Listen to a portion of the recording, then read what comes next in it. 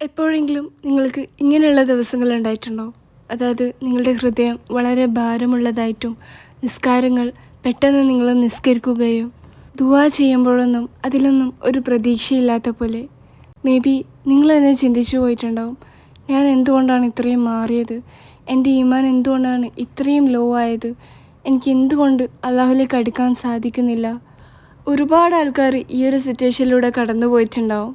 നമ്മൾ മനസ്സിലാക്കേണ്ട കാര്യമാണ്, നമ്മളുടെ ഈമാന് കൂടുകയും കുറയുകയും ഒക്കെ ചെയ്യാം.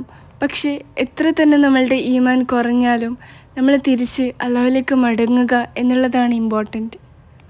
എന്തുകൊണ്ടാണ് നമ്മളുടെ ഈമാന് ഇത്രയും കുറയാനുള്ള കാരണം? സോ അതിന് കാരണം നമ്മളുടെ ഹൃദയത്തിൽ എന്താണോ നമ്മൾ നിറയ്ക്കേണ്ടത് അത് നമ്മൾ നിറയ്ക്കുന്നില്ല. അതുകൊണ്ടാണ്. നമ്മളോട് തന്നെ ഒന്ന് ചോദിച്ചു നോക്ക്, എത്ര നേരം നമ്മളുടെ ഫോണിലും സോഷ്യൽ മീഡിയയിലും ഒക്കെ ആയിട്ട് എത്ര സമയം നമ്മളുടെ പോകാറുണ്ട്. ആൻഡ് ഓൾസോ എത്ര സമയമാണ് നമ്മളുടെ സോൾ, നമ്മളുടെ ആത്മാവിന് കൊടുക്കുന്നത്. നമ്മളുടെ ഈമാൻ സ്ട്രോങ് ആണെങ്കിൽ മാത്രമേ നമ്മൾക്ക് സന്തോഷവും സമാധാനവും ഉണ്ടാവുള്ളൂ. അതിപ്പോൾ നമ്മളിനി എത്രത്തോളം ഫോണിൽ സ്ക്രോൾ ചെയ്താലും അല്ലെങ്കിൽ വേറെ മറ്റു കാര്യങ്ങൾ ചെയ്താലും ആ ഒരു സന്തോഷം നമുക്ക് കിട്ടില്ല. സോ ഇതൊരു റിയാലിറ്റിയാണ്. ഇതിനെക്കുറിച്ച് അല്ലാഹു സുബ്ഹാനഹു തആല നമ്മളോട് ഖുർആനിൽ പറയുന്നുണ്ട്.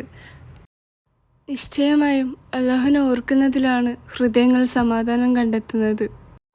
പലപ്പോഴും നമ്മളിൽ പലരും ചെയ്യുന്ന ഒരു മിസ്റ്റേക്കാണ് നമ്മൾ ചെയ്യേണ്ട കാര്യങ്ങൾ നാളത്തേക്ക് അല്ലെങ്കിൽ പിന്നീട് ചെയ്യാന്നുള്ളത്. നമ്മൾ വിചാരിക്കുന്ന കാര്യമാണ്, എനിക്ക് മോട്ടിവേഷൻ കിട്ടിയാൽ ഞാൻ വൃത്തിക്ക് നിസ്കരിക്കാം അല്ലെങ്കിൽ നിസ്കരിക്കാൻ തുടങ്ങാം, എനിക്ക് അല്ലാഹുവിലേക്ക് ആ ഒരു ക്ലോസ്നെസ് ഫീൽ ചെയ്താൽ ഞാൻ ഖുർആൻ ഓതാൻ സ്റ്റാർട്ട് ചെയ്യാം. അങ്ങനെ പല റീസൺസും കൊണ്ട് നമ്മൾ ചെയ്യേണ്ട കാര്യങ്ങൾ മാറ്റിവെക്കും. സോ നമ്മൾക്ക് മോട്ടിവേഷൻ കിട്ടാൻ കാത്തിരിക്കാതെ, നമ്മൾ റെഡിയാണ് എന്ന് തോന്നാൻ കാത്തിരിക്കാതെ നമ്മൾ സ്റ്റാർട്ട് ചെയ്യുക. നമ്മൾ ആ ഒരു ഫീലിങ്ങിന് വേണ്ടി വെയിറ്റ് ചെയ്യാതെ നമ്മൾ ആക്ഷൻസ് എടുക്കുക. നമ്മൾ ചെയ്യേണ്ട കാര്യം സ്ലോ ആയിട്ടാണെങ്കിലും നമ്മൾ ചെയ്യാൻ തുടങ്ങുക. കാരണം നമ്മൾ ഏതൊരു കാര്യവും നമ്മൾ ചെയ്യുമ്പോഴാണ് നമ്മൾക്ക് പിന്നീട് അത് വീണ്ടും ചെയ്യാനുള്ള മോട്ടിവേഷൻ കിട്ടുന്നത്. സോ നമ്മൾ ആക്ഷൻസ് എടുക്കുക. നമ്മളുടെ നിസ്കാരം അത് ഇംപെർഫെക്റ്റ് ആണെങ്കിലും നമ്മൾ നിസ്കരിക്കുക.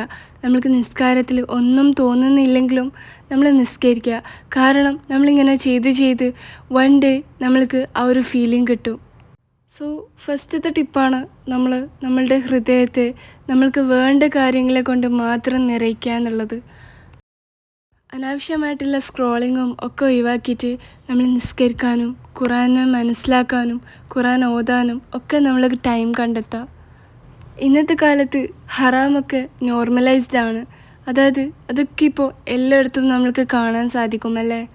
മേ ബി നമ്മളും നമ്മുടെ ലൈഫിൽ ഒരുപാട് തെറ്റുകൾ ചെയ്തിട്ടുണ്ടാവും. സോ നമ്മൾ തെറ്റുകൾ ചെയ്തിട്ടുണ്ടെങ്കിൽ നമ്മൾ എത്രയും വേഗം അല്ലാഹുവിലേക്ക് റിട്ടേൺ ചെയ്യുക. കാരണം നമ്മളുടെ മരണം എന്തോ അറിയുന്നത് ഏത് നിമിഷം വേണമെങ്കിലും സംഭവിക്കാം. സോ നമ്മളുടെ ഹൃദയത്തെ ക്ലീൻ ആക്കാൻ വേണ്ടിയിട്ട് നമ്മൾ അല്ലാഹുവിനോട് പൊരുത്തം ചോദിക്കുക. ആൻഡ് ഓൾസോ നമ്മൾ ചെയ്യുന്ന തെറ്റുകളെല്ലാം ഇനി ചെയ്യില്ല എന്നുറച്ച് വിശ്വസിച്ച് മുന്നോട്ട് പോവുക. നമ്മൾ തെറ്റുകൾ ചെയ്യുമ്പോൾ അത് നമ്മളുടെ ഹൃദയത്തെ ഒരുപാട് ഭാരമുള്ളതാക്കി മാറ്റും. ഇതാണ് രണ്ടാമത്തെ ടിപ്പ്. നമ്മളുടെ നിസ്കാരങ്ങൾ നമ്മൾ ശ്രദ്ധിച്ചിട്ടുണ്ടോ? മേ ബി ഒരു ഹാബിറ്റ് പോലെ ആയിരിക്കും നമ്മൾ നിസ്കരിക്കുന്നുണ്ടാവുക.